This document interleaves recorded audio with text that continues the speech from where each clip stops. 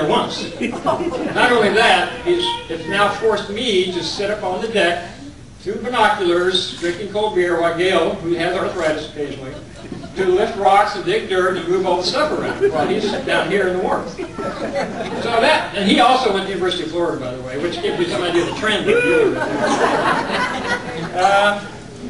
So then that leads us to my child bride, Linda Gale Steves Bragg.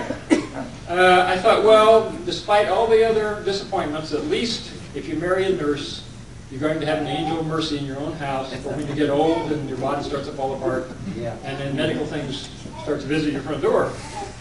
I learned that illusion was false also, because about 3 years ago I had my first cardiac event. I was making too much noise, and Gail sent me downstairs from the chair for a while, and then she made me walk all the way back upstairs to tell her that I think we should call an ambulance. She said, why don't you go down and start the car and warm it up while I comb my hair and find something to wear. So that was a bit of a disappointment in terms of a sister of mercy from the hospital.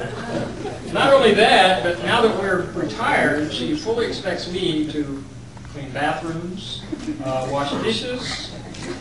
She gets mad at me when I buy absolutely necessity items for the house, such as the new wood chipper I have, the bush hog, the all-terrain vehicle with 16 forward gears and a snow blade. So she has no sense of proportion. Not only that, but in retirement, it turns out she cares more for her 2 children and grandchildren than she does for me. I mean, this is despite the fact that my son lives so far north in Canada that you need antifreeze for your underwear up there. And the only way to tell the difference between winter and summer is that in the summer, your snowmobile starts easier. And then there's our daughter, who has produced 3 little rugrats who combined have more destructive power than an earthquake, a hurricane, and a tornado, all wrapped up in one. And they have this very expensive dog who comes to visit us in the cabin. With 16 acres to choose from, she manages to go to the bathroom right in the middle of the driveway. So I'm thinking, in retrospect, I probably should have asked for a dowry from Richard if I didn't know all this was going to happen. But then Richard has been a very good father-in-law. I mean, twice in 41 years, he's let me play golf with him. Seeing how I played golf, I think it was a very magnanimous gesture on his part. But I thought, you know, now that he's turned 90, at least I'll have a chance to go out and kick his butt in a game of golf.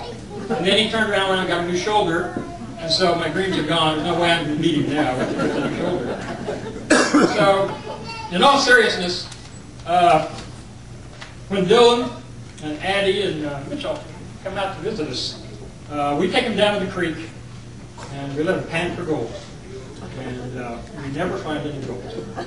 So I'm sure that one day, Addie's going to look up at me, because she's like her mother. She's more interested in money and gold than anything else. She's going to say, Papa, why don't we ever find any gold in this river? And that's when I can tell her that by that measure, the real gold doesn't come from the ground, it comes from your family. And Richard's the richest guy in the world.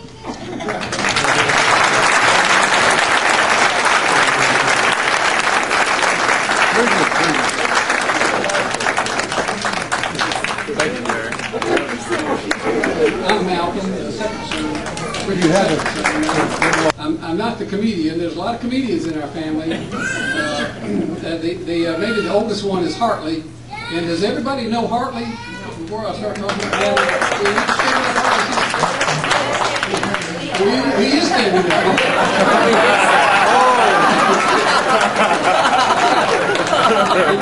Just a minute. You're asking to do the impossible. Yeah, I just have a couple of things to say. There's one great thing about growing. One thing great about aging is that you get to see children, and then you get to see grandchildren. And that's something that we all learn, and I love it. It's one of the most wonderful things that happen as you age. And the other thing about aging that I think a lot of people here will get into, we have 2 people that I know in age. Anybody here that's 85 and older, you're now in the fastest growing age group in the United States. And it's going to be the fastest growing age group for at least a decade.